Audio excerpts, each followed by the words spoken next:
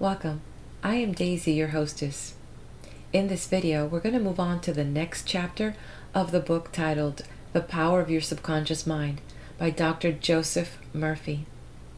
Before I move on, I want to say a couple things. Number one, I want to say thank you. Thank you for joining me. Thank you for hitting the like button, leaving comments, and also sharing these videos. I really appreciate that.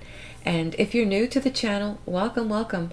If you'd like to catch up, please visit my book playlist and you'll access all the previous videos there as well. So the previous chapter was titled The Tendency of the Subconscious is Life Word. Kind of a reminder that this subconscious is on 24 hours a day.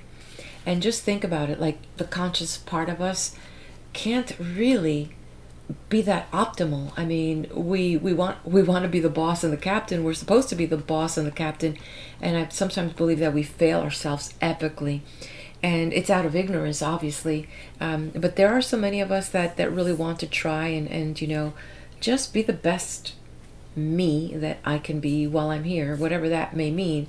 And I know that in a world where there seems to be so much with the social media, it's like we could almost beat ourselves up because we'll see this other person. It's like, oh wow, and it's like, did I get this wrong? But at the same time, if any one of you that are listening to this, and you're somewhere like around my age, it's really, everyone has a journey, and it's not to lay down and die. No. There's so much to live, to just the presence of, you ever like see a cat? Cat sleeps almost all day and it's just happy. Or birds, they're just happy. How about a tree? It's like they don't move much, but they look happy. And why is it that we humans, the most mobile ever, and we're unhappy? And I think that once we begin to know ourselves and we begin to see the beautiful design of just life itself, the beautiful design in a snowflake or a grain of a sand, all that, it's just so crystal like, and the rain, a lightning bolt, the way that it just hits the sky, or even another human being, it doesn't matter, without judgment. It's like, wow, what a creation. It's amazing, really. And to be a witness to all that and to appreciate that, or to appreciate one's own journey, one's own evolution. So life word is what the chapter was about. And in there, the author talks about how science shows that the body makes itself over almost every 11 months or so, because the cells throughout the body generate, and literally you could be a whole new person within so many years, right? given the math of different parts of the body, how they regenerate. I actually will leave a couple links in this video so that you can do a little reading on that. I thought it was fascinating. And so one of the writers from those articles was saying, well, if we're regenerating, why do we grow old? But that's a whole different thing. And I think that age is something mental, because and now it's like, if that there are certain things that you can do, like get a certain amount of sleep, and eat certain foods and exercise, get some sun, fresh air, avoid certain things, and then do mostly everything in moderation, you'll find that you'll have a great life. Obviously, if you're going to go skydiving, you will risk your life by 50%. I've gone skydiving, I know that, but it's sometimes people do want to live, get that adrenaline. I get that.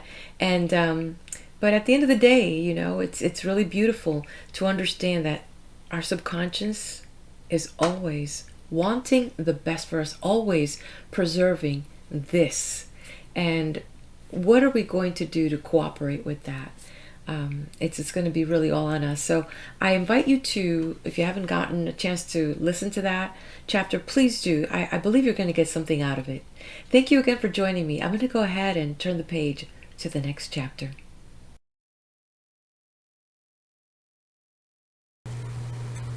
The Power of Your Subconscious Mind by Dr. Joseph Murphy. Chapter 8. How to Get the Results You Want.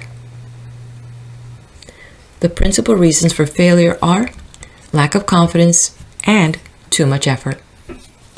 Many people block answers to their prayers by failing to fully comprehend the workings of their subconscious mind. When you know how your mind functions, you gain a measure of confidence. You must remember, whenever your subconscious mind accepts an idea, it immediately begins to execute it. It uses all its mighty resources to that end and mobilizes all the mental and spiritual laws of your deeper mind. And this law is true for good or bad ideas. Consequently, if you use it negatively, it brings trouble, failure, and confusion. When you use it constructively, it brings guidance, freedom, and peace of mind. The right answer is inevitable when your thoughts are positive, constructive, and loving. From this, it is perfectly obvious that the only thing you have to do in order to overcome failure is to get your subconscious to accept your idea or request by feeling its reality now. And the law of your mind will do the rest. Turn over your request with faith and confidence, and your subconscious will take over and answer for you. You will always fail to get results by trying to use mental coercion. Your subconscious mind does not respond to coercion. It responds to your faith or conscious mind acceptance.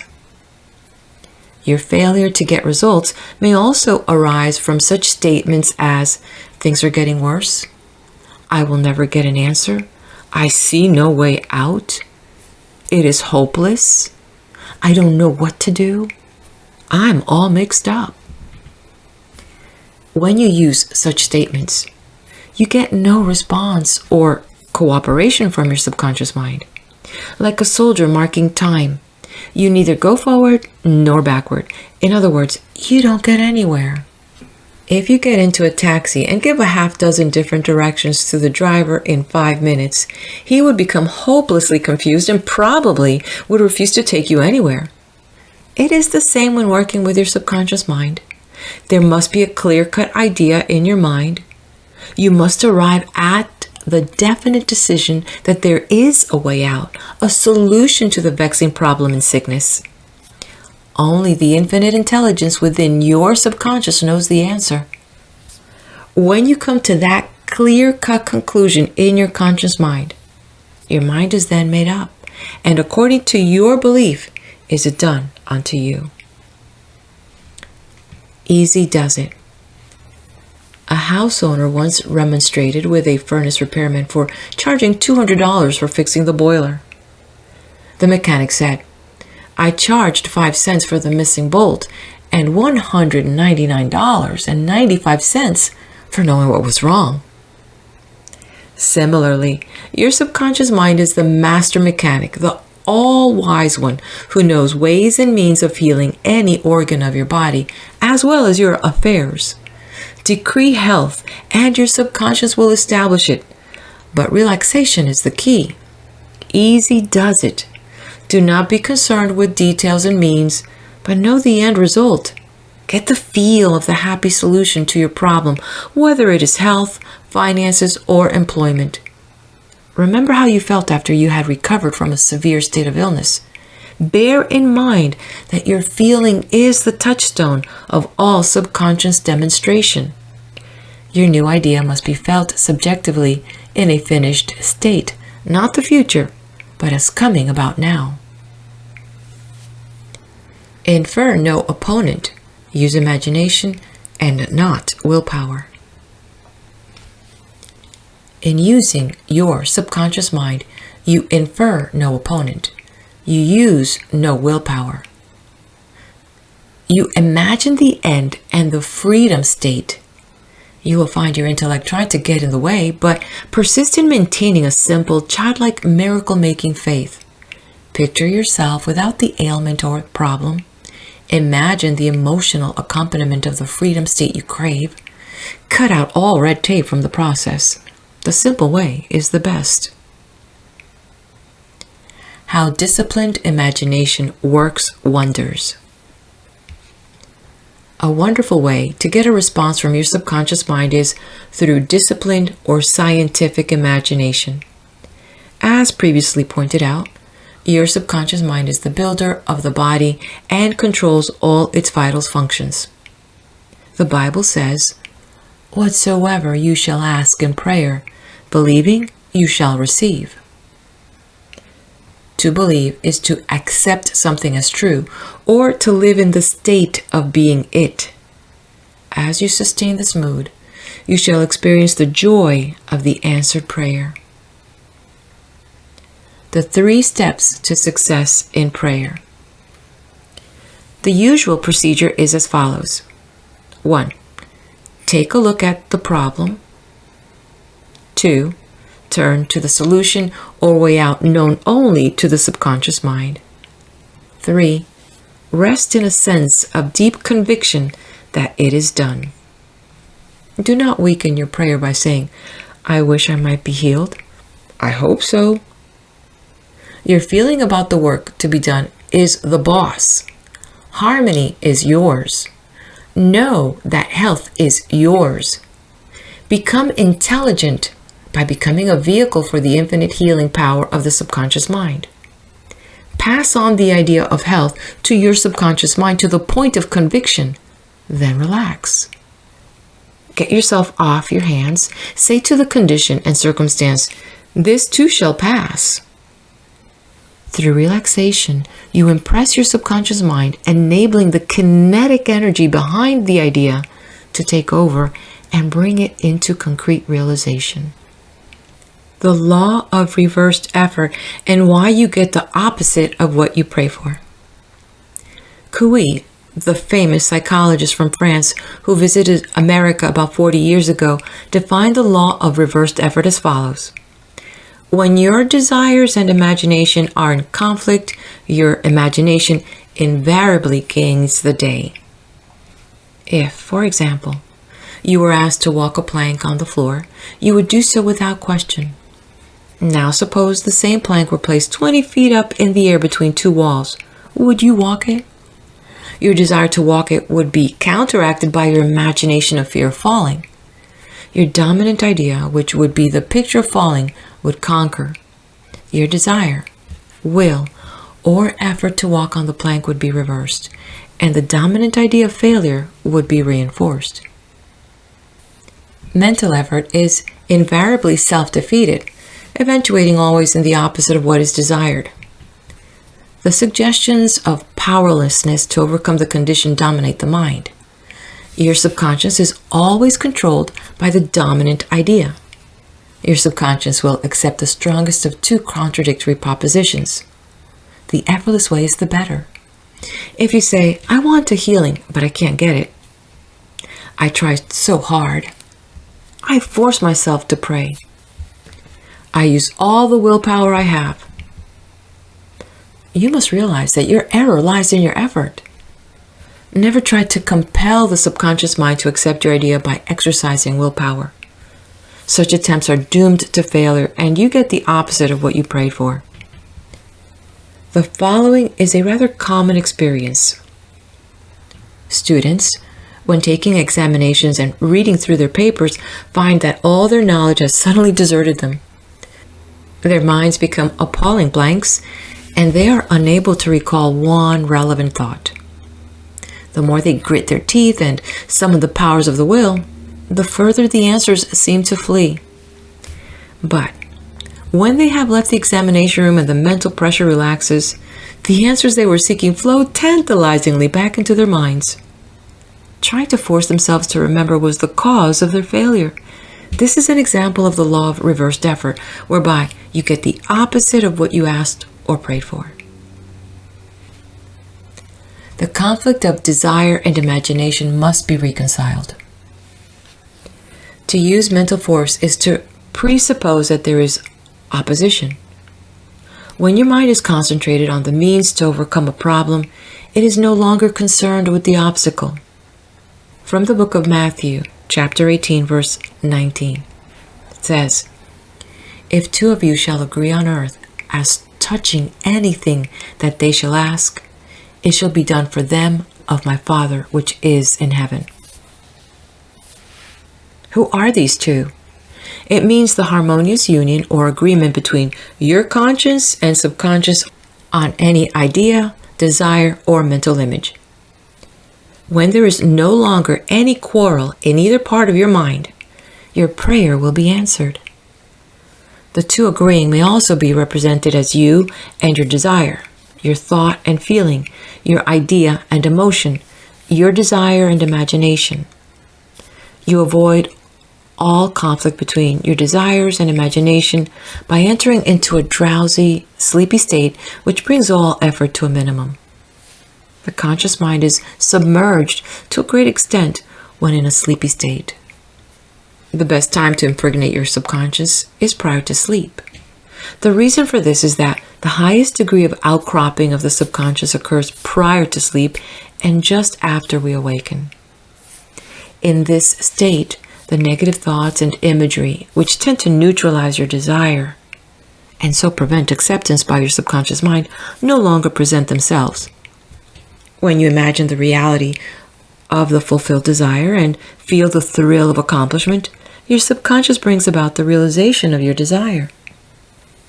A great many people solve all their dilemmas and problems by the play of their controlled, directed, and disciplined imagination, knowing that whatever they imagine and feel as true will and must come to pass. The following will clearly illustrate how a young girl overcame the conflict between her desire and her imagination. She desired a harmonious solution to her legal problem, yet her mental imagery was constantly on failure, loss, bankruptcy, and poverty.